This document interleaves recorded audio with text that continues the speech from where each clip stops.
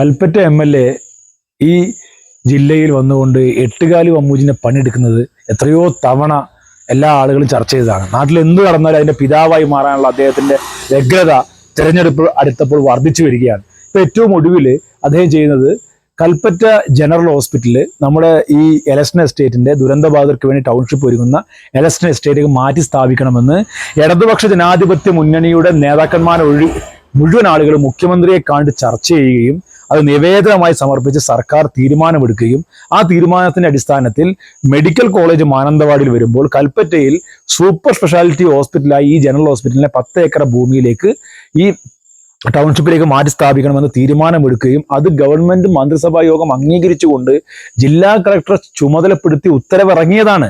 അദ്ദേഹം വീണ്ടും വീണ്ടും വന്ന് അതിന്റെ പിതാവാൻ തെരഞ്ഞെടുപ്പ് അടുക്കുമ്പോൾ ശ്രമിക്കുന്നത് എന്തിനാണ്? ഇങ്ങനെ ഒരു ജനപ്രതിനിധി സ്വയം അപഹാസ്യനാവുന്നത് എന്നാണ് ഇതിൽ ചോദിക്കാനുള്ളത്. താങ്കൾ ഇങ്ങനെ അപഹാസ്യനാവരുത്. കൽപ്പറ്റ പോലത്തെ നിയോജക മണ്ഡലം എന്ന് പറയുന്നത് കോൺഗ്രസിന്റെ AICC അംഗമായിരുന്ന ഈ രാമചന്ദ്രൻ മാസ്റ്ററെ പോലെയുള്ള ഏറ്റവും തലമുറ നേതാക്കന്മാരുടെ MLA ആയ നാടാണ് കൽപ്പറ്റ. അദ്ദേഹത്തെ പോലെ ആളുകൾ എത്രയധികം ജനോപകാരപ്രദമായ പ്രവർത്തനത്തിൽ പ്രവർത്തിക്കുകയും ഇടപെടുകയും ചെയ്തതിൻ്റെ അടിസ്ഥാനത്തിൽ കൂടി ഒരു UDFന് അത്യാവശ്യം വോട്ട് ലഭിച്ച മണ്ഡല കൽപ്പറ്റ. ആ മണ്ഡലത്തിൽ താങ്കൾക്ക് അവസരം ലഭിച്ചപ്പോൾ, താങ്കൾ കോഴിക്കോട് നിന്ന് വന്ന് ഇവിടെ അവസരം കിട്ടിയപ്പോൾ ഇങ്ങനെ വന്ന് ജനങ്ങളുടെ മേഖലയിൽ അവരെ ബുദ്ധിയെ പോലും ചൂഷണം ചെയ്യുന്ന രൂപത്തിലേക്ക്, അല്ലെങ്കിൽ അവരെ ബുദ്ധിയെ പോലും താങ്കൾ ഇങ്ങനെ ചോദ്യം ചെയ്യുന്ന രൂപത്തിലേക്ക്, അനാവശ്യമായ രൂപത്തിലേക്ക് ഓരോ കാര്യങ്ങൾ ഏറ്റെടുക്കാനുള്ള ശ്രമം താങ്കൾ നടത്തരുത്. താങ്കൾ അതിന് പിന്മാറണമെന്നാണ് താങ്കൾ അഭ്യർത്ഥിക്കാനുള്ളത്.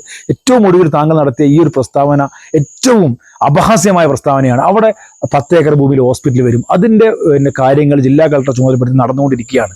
വീണ്ടും വീണ്ടും താങ്കൾ അത് എട്ടുകാലി ഊഞ്ഞ ഏറ്റുകാൻ ശ്രമിക്കരുത്. അതോടൊപ്പം താങ്കൾ മറ്റൊരു കാര്യം കൂടി ചെയ്യുന്നതായിട്ട് പറയാൻ സാധിച്ചത്, പുൽപ്പാറയിലെ ആ ടൗൺഷിപ്പിനകത്തൊരു പള്ളിയുണ്ട്. നമ്മുടെ പഴയ പുൽപ്പാറയിലെ എസ്റ്റേറ്റിന്റെ അകത്തുണ്ടായിരുന്ന പള്ളി, അതുപോലെ തന്നെ അവിടെ ഒരു അമ്പലമുണ്ട്. ഈ 2 റോഡുകളും ടൗൺഷിപ്പിന്റെ ഭാഗമായി വരാൻ പോകുന്നതാണ്. അത് ടൗൺഷിപ്പിനകത്ത് രേഖപ്പെടുത്തപ്പെട്ടതാണ് ആ പ്രദേശത്തിന്റെ മുഴുവൻ വികസനം എന്ന് പറയുന്നത്. അതിനകത്ത് പള്ളിയിലേക്കുള്ള റോഡും അമ്പലത്തിലേക്കുള്ള റോഡും എല്ലാം കോൺക്രീറ്റ് ചെയ്ത് മനോഹരമായി അവിടെ അത് പിന്നെ വരും. അതിപ്പോ താങ്കൾ ആവശ്യപ്പെട്ടുകൊണ്ട് ചില വാട്സപ്പ് ഗ്രൂപ്പുകൾ, താങ്കളുടെ ചില സോഷ്യൽ മീഡിയ സംവിധാനത്തിന്റെ ഭാഗമായിട്ട് ആളുകളെ തെറിവിളിക്കുവാനും ആളുകൾക്കെതിരെ മോശം പ്രചരണം നടത്താനും വേണ്ടി ഉണ്ടാക്കിയിട്ടുള്ള താങ്കളെ വാട്സപ്പ് ഗ്രൂപ്പ് വഴി ഇപ്പോൾ താങ്കൾ അതും ഏറ്റെടുത്തതായിട്ട് താങ്കളുടെ തന്നെ പാർട്ടിക്കാരായ ആളുകൾ മെസ്സേജ് അയക്കുന്നുണ്ട്.